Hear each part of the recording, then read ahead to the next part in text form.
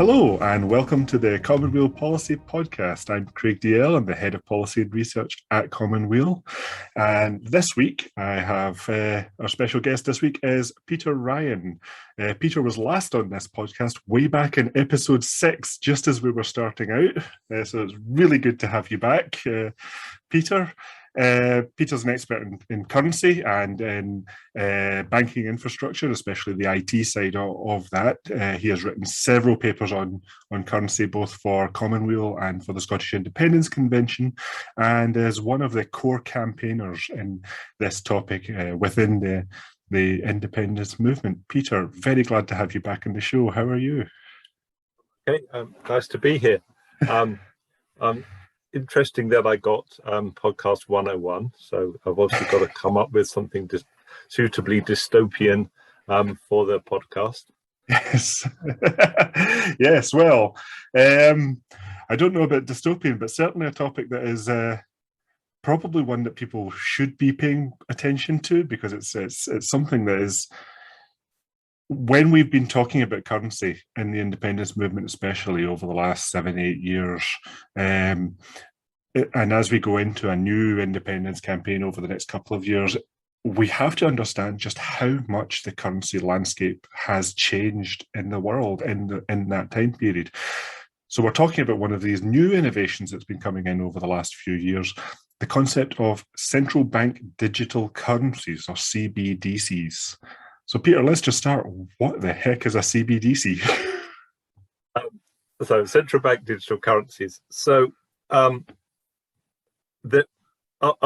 go back a bit in time. So we go back to 1844, the Bank Charter Act. So what before that act, banks in the UK could issue their own currency. They could just start printing currency. It caused inflationary problems and it caused bank failures. So under that act, apart from banks in Northern Ireland and Scotland, the Bank of England was the only bank that was allowed to print money, to print physical money. So that's central bank money. And the idea behind that was that it safeguarded the currency, so that you wouldn't have banks just, well, we've got a bit of a shortfall, we can just print some more money and it everything will be fine. So it created a sort of national standard for money.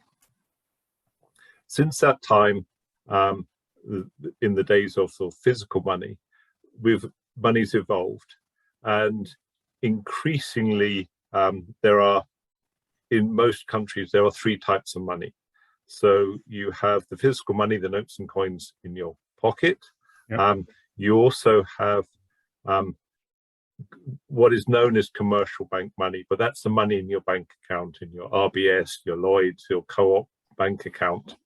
And that money is money that is generally backed and created by the commercial banks. So when those banks failed, as they did in the financial crisis, there would be problems accessing that money.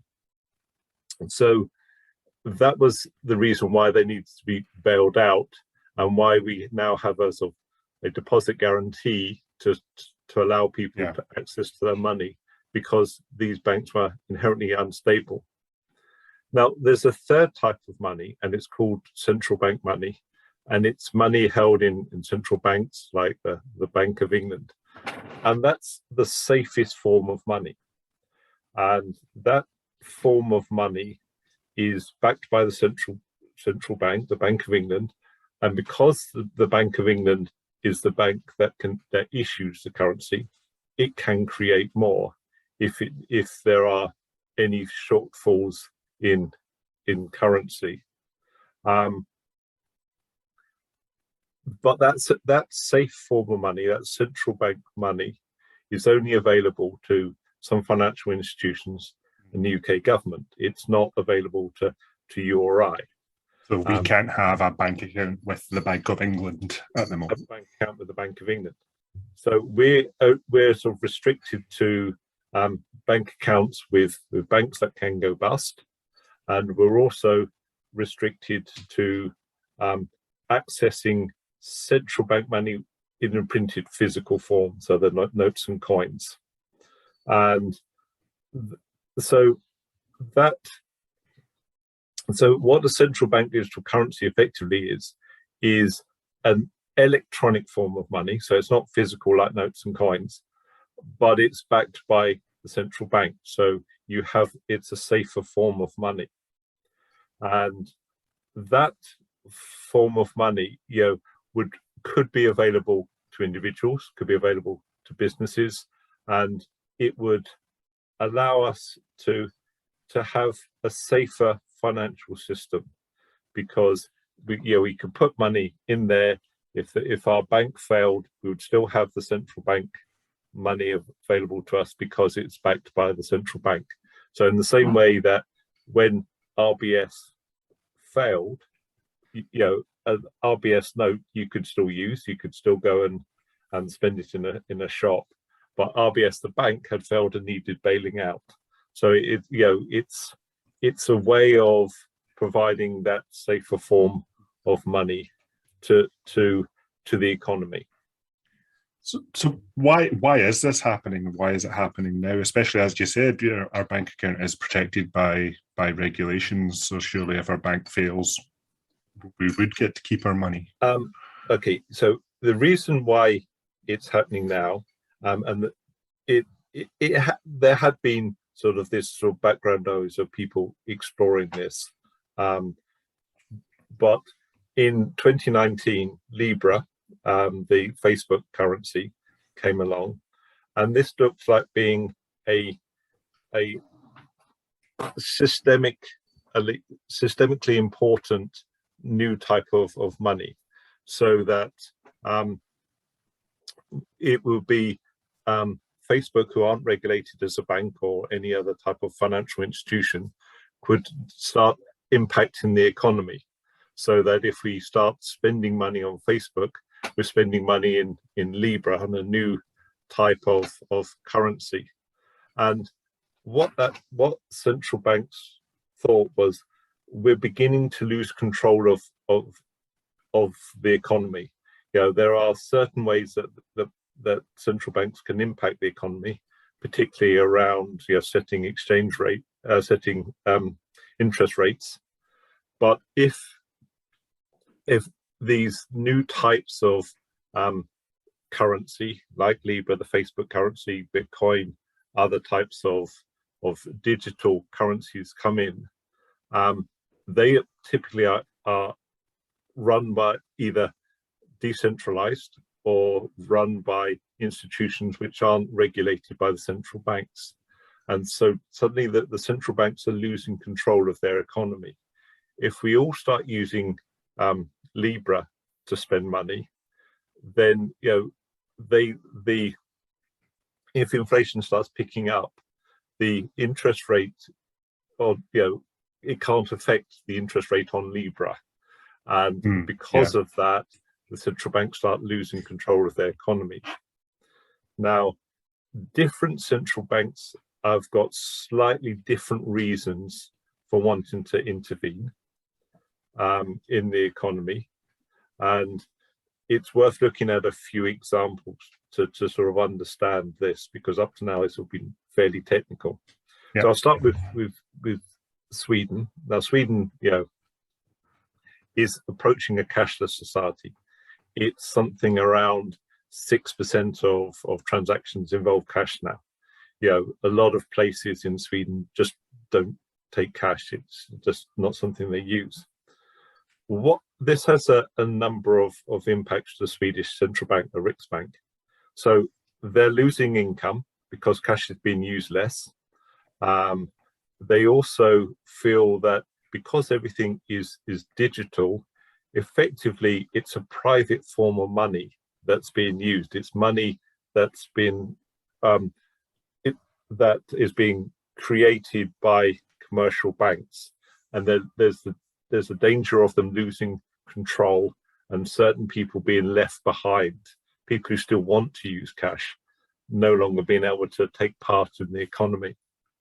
So Sweden's been quite forward-looking at introducing a ny krona, as a sort of digital form of cash, so that it can continue to impact the economy, and can still be financially inclusive. China, who's planned to introduce a yuan, a central bank digital currency, next year, is doing it for slightly different reasons and slightly more dystopian for our 101 podcast. So China, most retail payments in China were being carried out on what's known as digital wallets rather than through bank accounts, through Alipay, Tencent, and companies like this. The Chinese Communist Party thought, again, they were losing control of the ability to know what people are spending money on, and losing control of the ability to impact the economy. So they're looking to introduce they have in an experimental form introduced a central bank digital currency, and 1 million people have already started using it in China. So that's a small section of the population. And what they want is a very centralized form of central bank digital currency, where they can actually see what you're spending your money on. So they have some way of looking at what your bank account is. This is what you're spending your money on. Is that a good thing, according to the Chinese Communist Party, for you to be spending your money on? So there are good and slightly more sinister reasons for it. I guess with something like Facebook, I mean, I don't know much about the internal workings of Libra itself, but I do know that Facebook as a company is founded on that kind of data tracking as well. So there's at least the temptation for them to be controlling that data. Yeah. If we're all using that kind of private currency. Well, for Facebook, the business model was very much, it's all very well known what people browse on. If you know what they actually spend their money on, that's actually more important data for them. Yeah. And they were more interested in the data and the money the profits they could make from the data than they were actually on the movement of money. That was secondary to them. That would mean they could then sort of undercut banks on the costs of making payments. And once you start doing that, you're disintermediating the financial system, and that's something that central banks are worried about. They just it's that idea of losing control of the economy. Yeah.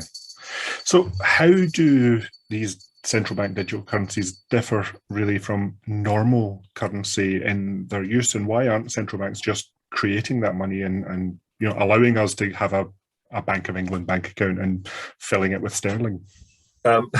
So now, I think it's part of a wider conversation that needs to be had. So we're moving from a physical economy, and it's something that's been accelerated through the COVID-19 pandemic. Moving, where things moved on roads and you visited shops, to far more of a digital economy. In the physical economy, physical money is backed by a public institution. The roads are available to everyone. Again, they are public roads. In the digital world, everything is privatized, and this movement away from cash to electronic money in banks is the privatization of the economy. And I think we need to start stepping back and thinking, do we want to lose control of our economy and hand it over to big business? Because once you get into a digital economy, you start having to prove yourself digitally.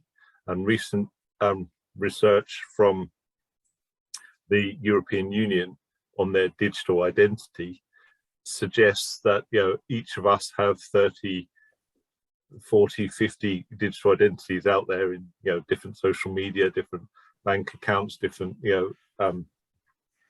accounts with people we shop with, and all of that is held by private companies, and the whole economy is starting to be controlled by private companies.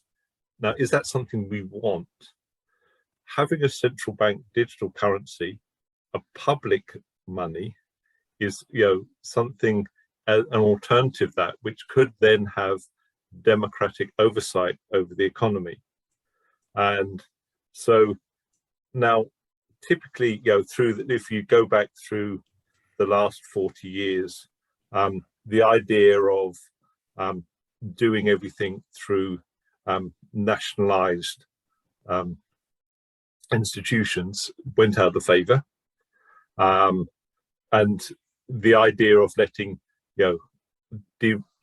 light touch on the banks and letting the banks run riot was something very much the way that the economy was being run. So that's why we've got to this stage now.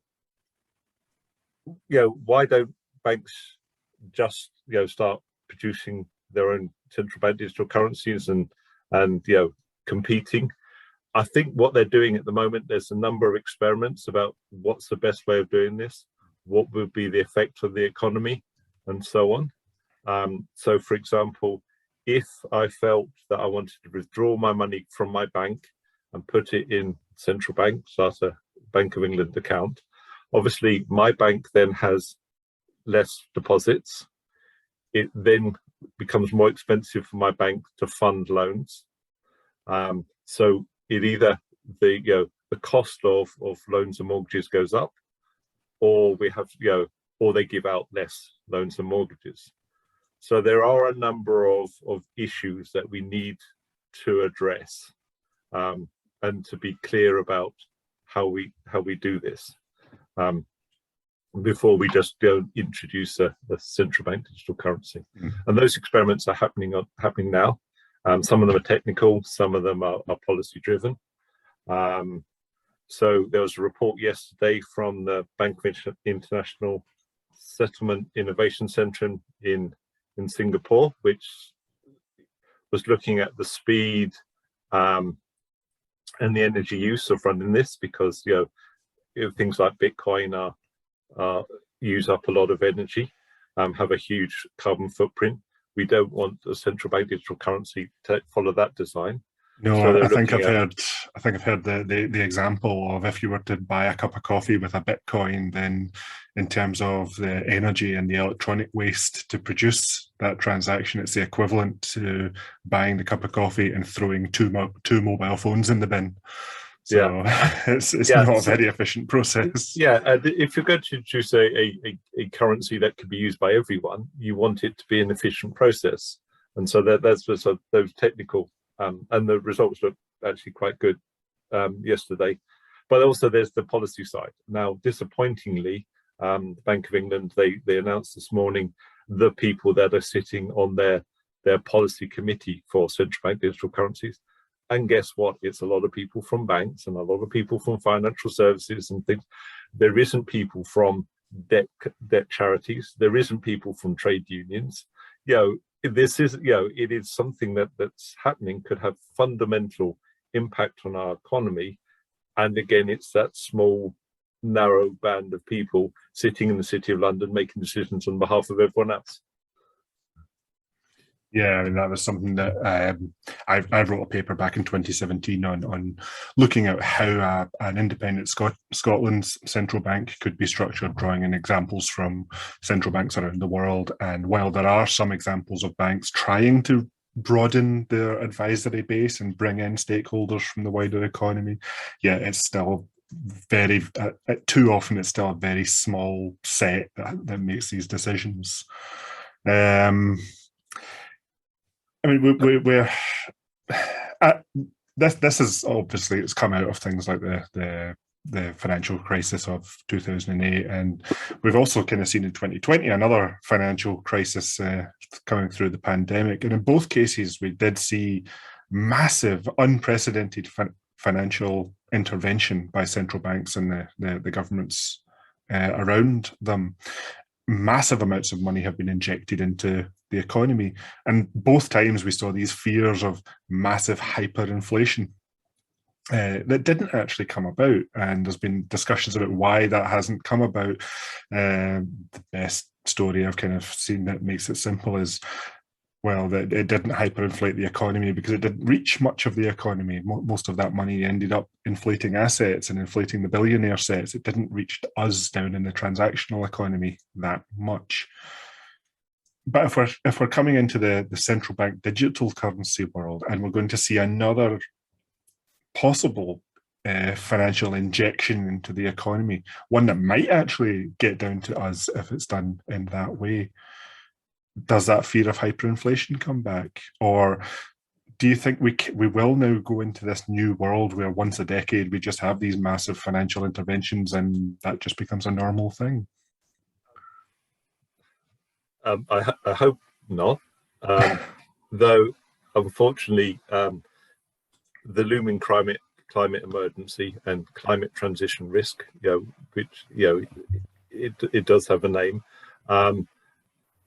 is likely to lead to a banking crisis, because there are still banks like HSBC, Barclays, who are trying to lend to the people behind the Cambo oil field, and those loans, if we start moving away from a fossil fuel economy, as we must do, then those loans will become worthless. Yeah. And so there's another banking crisis looming, and one of the things we have, as part of my Scottish Greens policy committee work, is we have a motion on this that is coming to our Scottish Greens conference on the 10th of October, to actually look at how do we, how would a central bank need to work to avoid that sort of climate risk? How does it prevent banks continuing to lend to fossil fuel companies? Because there are things that a central bank can do, because it controls the capital requirements that banks need to have to lend. And if we say that the capital that the banks hold needs to be carbon neutral, it can't be bonds in fossil fuel companies and so on, then we can then start to prevent that that sort of risk to the economy from the climate emergency. Because if we do nothing, if we carry on as we are, we're going to hit a point where we suddenly think we need to transition now, and banks have suddenly got loads of worthless assets on their books. There is that kind of one of the consequences of having a lender of last resort in the form of a central bank is it can be a bit of a moral hazard if someone knows that they can take a financial risk, and if it doesn't pan out, they'll get bailed out anyway. Then it's not a risk anymore. So yeah, I can definitely see that as I know that central banks have been starting to consider green issues, although how much of it is actual consideration, how much of it is just we're expected to say this now. How many central banks will be brave enough to stand up and say, no, you can't invest in this, or if you do invest in this and it goes bad, which it will, you will not be bailed out. So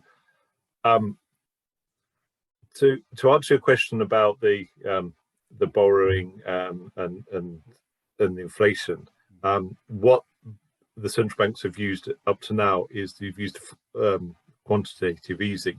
So what they're effectively doing is they're buying government bonds, sometimes other bonds, with money that they've created. So they're sort of injecting money into the economy, but also withdrawing these government bonds. So you have a point where all the extra lending during the coronavirus pandemic that the government has done is actually now owned by the Bank of England. It's created money that the government needed to borrow, brought government bonds, and so there is the borrowing there, extra borrowing for the government, but the debt is owned by the Bank of England, which is also part of the government. So that's the situation. And the reason why that hasn't been inflationary is because, as you said, it hasn't reached us, because all that money that's been injected has then been used to buy other assets. And And people say it's non-inflationary, but if you try and buy a house, there's a lot of inflation. Yeah. So I would argue, it has affected people's lives in a negative way. So while it's helpful for the government, it can borrow cheaply, is that improving the life of the average Scottish individual? If you're sitting on a load of assets, you're fairly wealthy, then you're probably okay with it. If you're struggling to buy your first house or struggling to rent somewhere, then it's not helping you at all. Yeah. So yeah, this again brings us back to that importance of having the wider stakeholders involved in making these decisions, because it can't just be the banker set or the 1%, who are already in that bubble deciding how and where this money should go. I mean, you could get to the stage where the Japanese central bank, the Bank of Japan, effectively the government issues debt in Japan, and the central bank buys it. Effectively that whole debt market in Japan it doesn't really function as a market anymore. It's just the government creates the money that the Bank of Japan creates the money that government needs, and they just carry on like that, and it gives you low inflation, which again helps people if they're asset rich. Doesn't help people in debt necessarily, because the cost of that debt, the interest rate is low, the debt doesn't decline in value, because if there was a higher rate of inflation, it would decline in value. So it's a state of affairs that you can carry on, but is there a better way of doing it? Now, what I think we should start to do, and this is the second part of our motion to the Scottish Greens conference, is to introduce a financial health service. Now, the financial health service would be in central bank digital currency. It would be an account that everyone in Scotland that receives money from the government would have, and we could introduce this to people around 13, 14, so you can do education in schools about money management, which a lot of people struggle with. I certainly struggle with sort of leaving school, having my first bank account, going way overdrawn, and all the things that a lot of people do. So we could have this idea of everyone having an account, a financial account in central bank digital currencies. So it's with the central bank, and as such, if there was a financial crisis and banks went bust, your money would be protected because it would be central bank money. So there may be loans or savings that you have with the commercial bank, and you could any deposit guarantee scheme would return that money, but the rest of us just can continue on our day-to-day lives. The other thing that would do is, if it would save the government money in that it wasn't paying banking fees to pay out things like benefits, because what universal credit did was mandated every recipient to have a transactional bank account. That's a great bonus to the banking industry, because suddenly all this money from the government, they get fees on the payments, the movements of money, and they get extra money in their deposits so they can lend to us. If we put that in a financial health service account, what that would mean is that the banks would have less money, or would have more expensive lending. What we could do is then take that money as a capital to invest in a green transition. So the banks are lending less, but the government is investing more. And because the government's doing it, it could invest for the long-term benefit of Scotland, rather than the short-term investment horizon of most banks, which is only 2 to 3 years, which is why they tend to ignore the climate crisis, because Shell, Esso, and so on will keep their value in the next couple of years. But we need to be investing for a long-term green transition, so we don't hit a crisis when we do need to move from the fossil fuel economy they have today to a sort of carbon neutral one in the future. Yeah, I mean, that's certainly a core part of Common Weal's own Green New Deal, is we have to be thinking about not a 2 to 3 year investment horizon, but something like a 25 to 50 year investment horizon, because that's is the timescales that you just have to work on, and it's difficult. It's not just from a shareholder perspective, but also simply from a democracy perspective. Politicians themselves aren't used to thinking beyond the next election, so it's still a challenge thinking on these timescales, but one that is absolutely necessary. Well, Peter, thank you for coming on to the show. For any green listeners out there, Peter's motion on financial services and the Financial Health Service will be up at the conference, as it says in October. I encourage you all to look out for it. I'll certainly be there at that debate on the conference floor, virtually or otherwise. So I'm looking forward to seeing and hearing everyone's views on it. And just to finish off, as I always do, to remind everyone that Common Weal as an organisation, we are entirely dependent on our listeners and our supporters to help us produce the next set of policies that we are working on. We aren't government funded, we're not central bank funded, we don't get sponsorships from anyone, not even the financial sector. We don't even have adverts on our website. So if any of you out there are able to support Common Weal, then we graciously and gratefully accept that support, and we will put it to the best use we can. Thanks once again, Peter. That was a fascinating chat, and next week, we're going to be looking at the Scottish independence movement, Scottish independence movement's relationship with the media. So I hope I'll see you then.